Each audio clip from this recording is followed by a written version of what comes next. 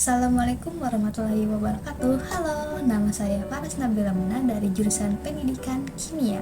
Di video ini saya ingin mengajak kalian untuk membedah suatu karakter yang bernama Soya Shida dari anime Koe no Katachi atau The Shape of Voice menggunakan perspektif psikologi perkembangan peserta didik.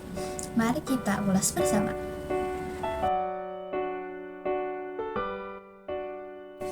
Soya diperkenalkan pada awal cerita sebagai anak SD.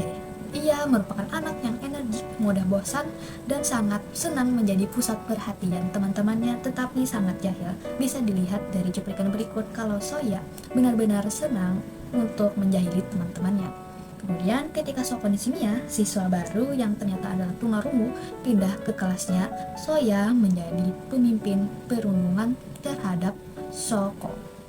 Awalnya perundungan ini dianggap sebagai hiburan semata, akan tetapi perundungannya mulai semakin parah dan Soko mulai terganggu dengan kelakuan Soya sampai pada titik Soya menyakiti Soko dengan kekerasan fisik.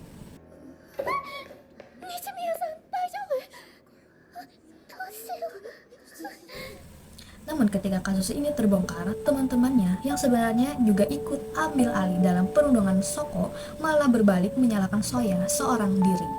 Sejak saat itu, Soya dikecilkan dan dia menjadi korban perundungan lagi selama bertahun-tahun hingga dia SMP, yang membuatnya tumbuh menjadi remaja yang menutup diri, dipenuhi rasa bersalah yang tidak pernah ia selesaikan. Sampai pada puncaknya, Soya pernah melakukan percobaan bunuh diri dengan melompat dari atas jembatan. Analisis pertama yaitu menurut teori Piaget. Saat SD, Soya berada di tahap yang namanya operasional konkret. Pertimbangan tindakannya di sini masih sangat jangka pendek.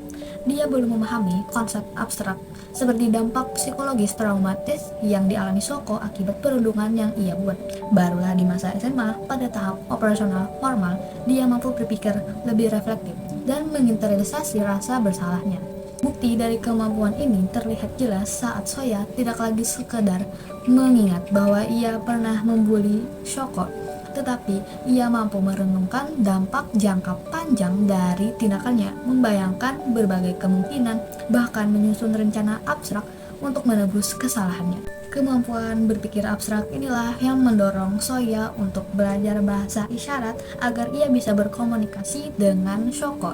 Tindakan ini membutuhkan perencanaan jangka panjang, bukan reaksi impulsif yang pernah dilakukan oleh Soya saat masa kecilnya. Kemudian, teori Erikson. Di sini Erikson menjelaskan lebih dalam tentang Soya di masa usia sekolah dasar. Soya sebenarnya berada dalam tahap industry versus inferiority, di mana masa ini anak membangun rasa kompeten lewat penerimaan sosial. Ketika ia justru dikucilkan oleh teman-temannya sendiri, rasa kompeten itu berubah menjadi rasa rendah diri yang mendalam. Kemudian, ia tumbuh dengan keyakinan bahwa dirinya tidak pantas untuk diterima. Di sini, memasuki masa remaja, ia berada dalam tahap identity versus role confusion. Tapi, alih-alih mengeksplorasi siapa dirinya, Soya justru terjebak dalam identitas tunggal. Kalau aku adalah orang yang tidak pantas memiliki teman akibat traumatis yang ia pernah alami sebelumnya. Kemudian pertemanannya dengan seorang tokoh bernama Tomihiro menjadi titik balik pertama yang memberinya ruang untuk mendefinisikan ulang dirinya. Krisis ini berhasil diselesaikan saat ia mulai berani membuka diri dan membangun hubungan sosial yang baru. Kita masuk dalam sisi moral. Menurut Colbert, yang akan membantu kita melihat pergeseran cara berpikir Soya terhadap tentang benar dan juga salah. Sebagai anak-anak, pertimbangan moralnya berada di level pra-konvensional.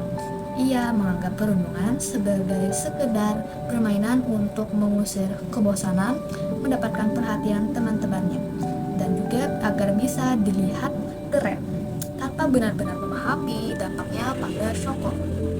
Di masa remaja, pertimbangan moralnya bergeser jauh, mendekati level pasca konvensional.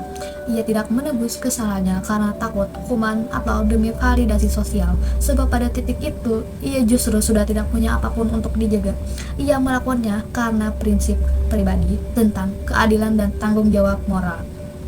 Puncaknya terlihat saat Soya mengambil resiko besar bagi dirinya sendiri untuk menyelamatkan Shoko yang mencoba melompat dari atas balkon.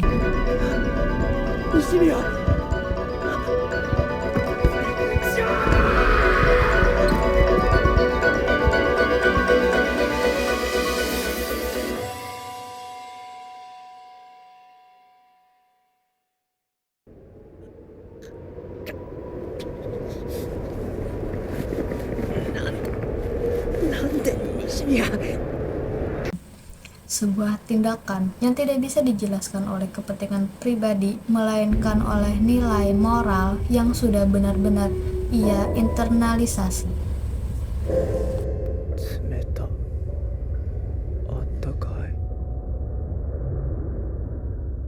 Kita bisa lihat di rumah hubungan Soya dengan ibunya menjadi salah satu sumber stabilitas emosional yang tersisa.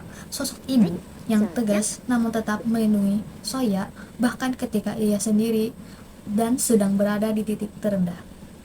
Di lingkungan sosial, ia hampir sepenuhnya terisolasi dari teman sebaya selama bertahun-tahun. Pertemuannya dengan Tomihiro pertama kali menjadi pengecualian penting, satu hubungan yang membuatnya menjadi dilihat tanpa harus menanggung masa lalunya.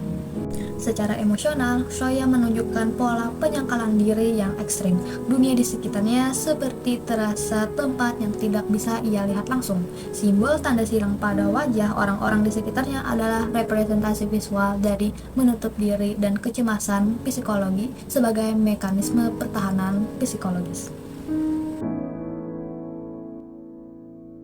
Kasus Soya di sini mengajarkan kita bahwa pelaku perundungan bukan selalu anak nakal tanpa nuansa, dan bahwa penyelesaian konflik yang tidak tuntas di usia anak bisa membentuk krisis identitas yang jauh lebih berat di usia remaja. Guru di sini dapat melakukan 3 hal agar kasus seperti Soya tidak terulang kembali. Yang pertama yaitu menyelesaikan kasus bullying secara tuntas dan adil, tanpa menjadikan satu pihak sebagai kambing hitam tunggal. Lalu yang kedua, kita tetap memantau perkembangan psikososial pelaku maupun korban setelah kasus selesai, bukan menganggap kasus tersebut berakhir begitu saja. Ketiga, yaitu membuka ruang bagi siswa untuk membangun kembali rasa percaya diri lewat hubungan sosial yang sehat, seperti yang dilakukan oleh figur Tomohiro kepada Soya. Terima kasih sudah menonton sampai akhir. Wassalamualaikum warahmatullahi wabarakatuh.